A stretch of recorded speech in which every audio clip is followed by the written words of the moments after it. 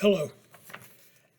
For those viewing this video who don't know me, I am Professor Doug Cantrell. The Martin County Historical and Genealogical Society has asked me to commemorate the beginning of the deconstruction of the Himmler House in Martin County, Kentucky, by talking about the importance of restoration of the house to the United States, the state of Kentucky, and Eastern Kentucky in particular. The town of Himmlerville, which is a topic I have researched, written about, and spoken about for nearly my entire 40-year academic career at Berea College, University of Kentucky, the University of Louisville, and the Kentucky Community and Technical College system, was constructed by the Himmler Coal Company to house workers at its mine on Buck Creek, a tributary of the Tug Fork of the Big Sandy River. The coal camp existed from the end of the First World War until the late 1920s, when most of its structures were destroyed by a flood, and it was the most unique coal mining community in the world. Martin Himmler, a Hungarian immigrant, founded the Himmler Coal Company as a cooperative mining enterprise for Hungarian immigrants. Miners who worked at Himmlerville were not mere employees, but stockholders in the Himmler Coal Company. Each worker received wages for the coal they mined and dividend payments from stock they owned. Himmler, the company president and CEO, owned between 3 and 4% of the corporation's outstanding stock. He was a visionary who created a mining town wholly owned by Hungarian immigrants in a corner of eastern Kentucky. Prior to the founding of Himmlerville, Himmler was a successful publisher of Magyar Banyaslap, which translates into English as the Hungarian Miners' Journal, and a pack peddler who sold goods to mine workers throughout the coal fields of southwestern Virginia, southern West Virginia, and eastern Kentucky. His success as a peddler largely resulted from pioneering the entire new concept of merchandising, COD, collect on delivery. Before COD, many coal miners were reluctant to purchase goods from peddlers because vendors required payment up front for goods that the peddler sometimes never ordered or delivered.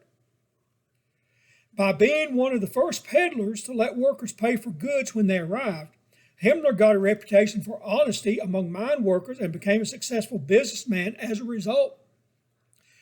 For several years, Himmlerville existed as a little Hungary, where Hungarian natives dressed in native costumes, ate native food, read books and newspapers in their native language in a remote corner of eastern Kentucky. Unfortunately, Himmlerville did not survive the coal slump of the 1920s, and the company and its mine was liquidated in a bankruptcy sale after the price of coal fell below the cost to produce it. Following the bankruptcy, Himmler left eastern Kentucky but continued to publish his newspaper until Japan attacked Pearl Harbor, beginning World War II in December of 1941. Himmler, at the advanced age of 55, decided to enlist in the United States Army because he said he owed America a debt for the economic opportunity the country afforded him, and he thought both Nazism and communism posed a threat to American democracy.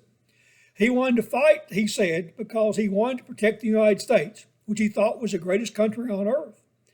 Since he could speak several languages fluently, he was assigned to the Office of Strategic Services, the predecessor of today's CIA.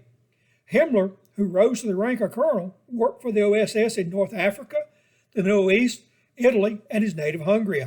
After the war ended, Himmler oversaw a unit assigned to interrogate Nazi war criminals.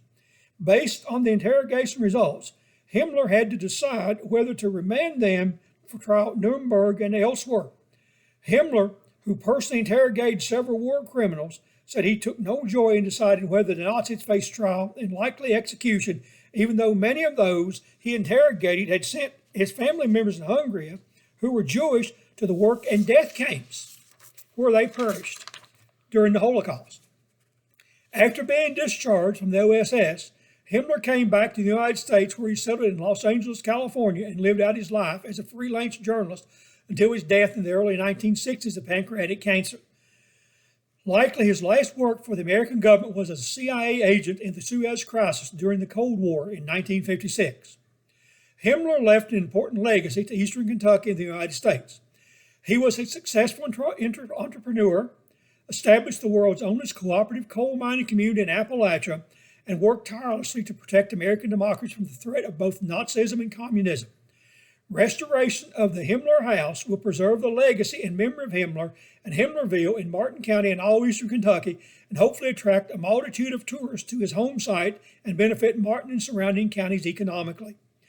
For anyone interested, the United States Holocaust Memorial Museum bookstore in Washington, D.C. is hosting a signed event for Himmler's autobiography titled The Making of an American, Hungarian Immigrant, Appalachian Entrepreneur, and OSS Agent on April 14th and 15th. All royalties from sale of the autobiography will go toward restoration of the Himmler House.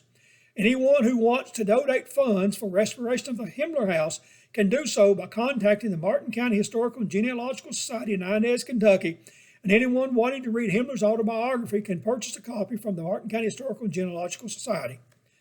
Thank you.